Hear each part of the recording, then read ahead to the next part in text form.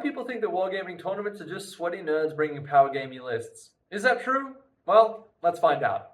What's the deal with wargaming tournaments? Is it time for you to join? In this video, join me as we go through the experience of choosing an army, painting it up, and attending a wargaming tournament. I'm Jacob Lucas, and this is Conquest Creations.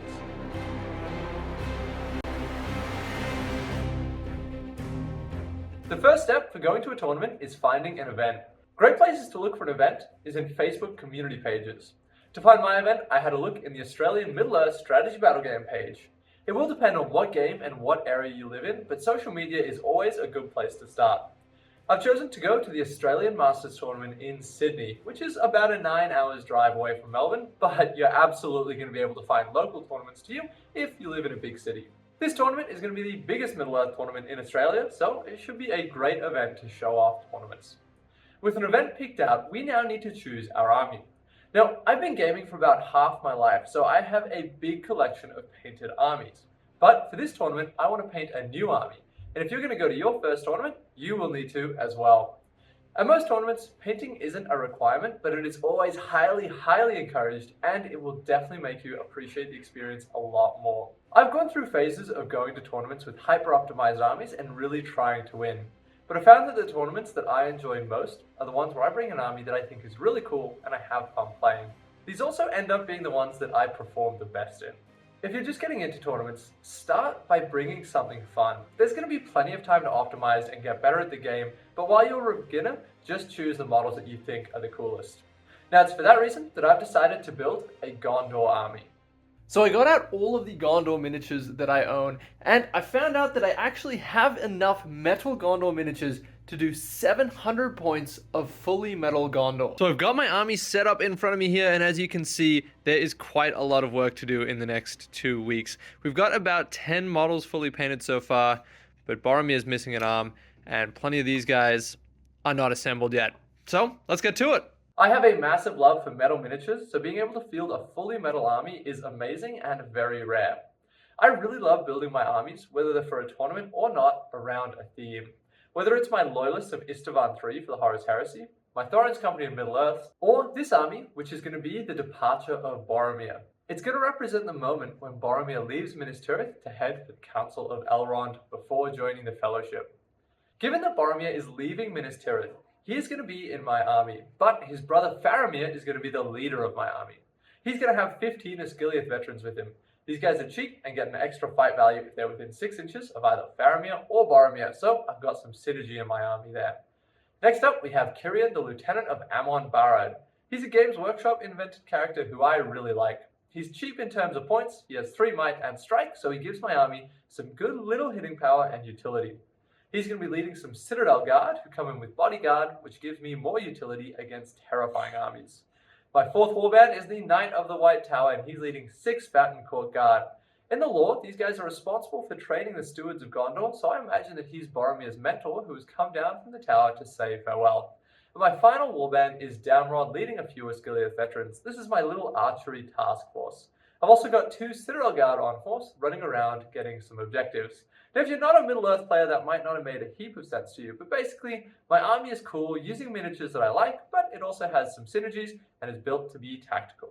This is a 700-point tournament, and my army is exactly 700 points, not a single one wasted. Now, a lot of people think that tournament play is just sweaty nerds bringing power gaming lists, trying to win at all costs. And that is not the case. A vast majority of players see tournaments as an opportunity to hang out with friends, meet people, and have fun playing their favorite games. Now that our army list is chosen, let's get painting. When I paint my armies, I go for something that pops on the tabletop. Close up, they might not be the most amazing, but from arm's length, I'm really happy with how they're going to look. Now, I'm saying that, but it also might just be a justification for me only having 3 weeks to paint this army and a lot of work to do, so they're not going to be the prettiest. For this color scheme, I started out with a dry brush of a gunmetal and then of a brighter silver. This quickly blocked in the main color of all of the models. Next, I went in and I picked out all of the brown, and anything that looked like it would remotely be brown got base coated at this stage. Having an upcoming tournament is great motivation to actually get work done on my army. Having a deadline is good because it puts the pressure on and it means that there is a date that this needs to be done by. I find without a deadline, my armies tend to take forever and ever to paint, so this helps me along. I decided to go with a dark teal that I got from mixing a blue, green, and brown for all the sashes and fabric throughout the army. Now, personally, I like schemes that are a little bit more out there. So I want this army to have lots of stripes and checkers. This is a cool idea, and it was a great idea when I had 3 weeks. But obviously, as time ticked by, this became a worse and worse idea because this took forever.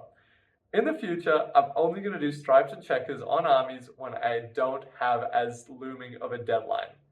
So I started with the red because I'm going with red and yellow for my 2 armies, blocked in all the red, and then blocked in all the yellow. Now, yellow is notoriously bad at covering, but for some reason, this old discontinued GW paint Yandon Dark Sun is like the best yellow ever. I've used a ton of yellow. I have all the Vallejo yellows, and this one is infinitely better at covering. It's a great base coat, and it definitely saved me here.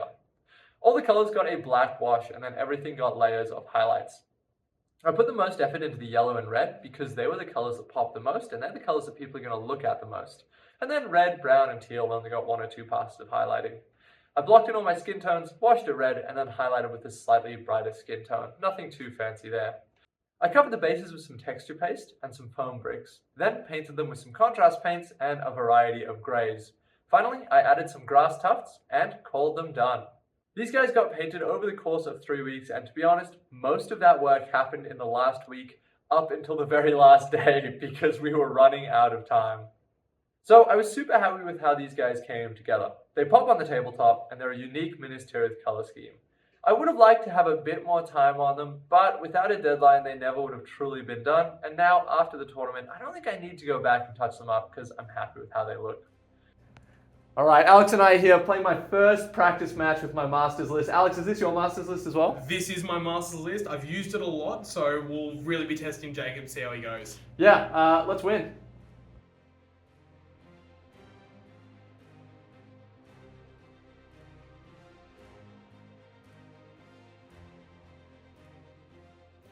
And here we are at the end of some practice matches, which unfortunately I'm 0 for 2 for. So it's a good start for this tournament prep. Look, I see what Jacob's list can do, and I know if with a bit more practice, he can get some good results. Oh, wow, that was very diplomatic. It was very diplomatic for the arse spanking I just gave. Oh, yeah. So I managed to play 5 practice games in total with this army, and I ended up on an impressive 1 win and 4 losses. Pre-tournament, that is not a great record, so that does not fill me with confidence, but let's get in the car, drive up to Sydney, and see how we go at the tournament.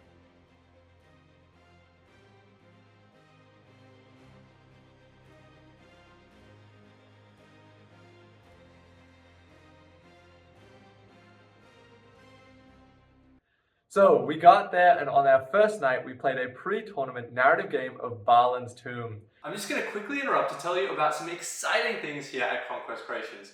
Firstly, this board, the Tomb of King's Tars, which I think is perfect for playing the Balin's Tomb scenario, is available right now as STL files on the Conquest Creations website. Anyone who backed the Kingdom of Direct Deep campaign or has bought those files has access to these files completely for free. They're a secret extra stretch goal. If you want to pick up the Kingdom of Direct Deep STL files or the Kingdom of Saxonia STL files at their original Kickstarter price, then the time is now. We're running another Kickstarter called Battlezone Mars, which is a bit more on the sci-fi side.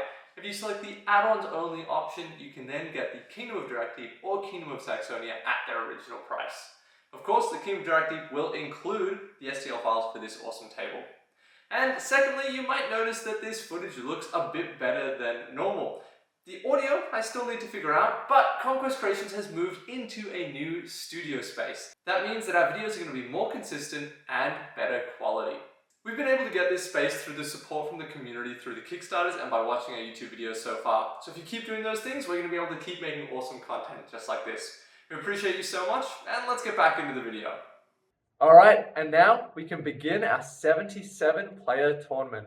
Now, from the moment you walk into the tournament hall, the community atmosphere is alive. And this is the main thing that drives me back to tournaments year on year. You get to meet so many like-minded, passionate people. My first round was up against Jeremy's Mortal and Serpent Horde. We had similar numbers and the game started out close, with his Fight 4 Black Numenorians holding the line against my Fight 4 Osgiliath veterans. But at one point, Boromir was able to slip through a gap with a heroic combat, trap and kill the Witch King. After that, it went downhill for Jeremy, and it finished on a 10-0 win for me. This was better than my practice matches, so I'm happy with my start. The next game was Whole Ground, where we want to capture the center of the board. I came up against Hobbits, Guahia, and Tom Bombadil. This list was played by James, and he played it well.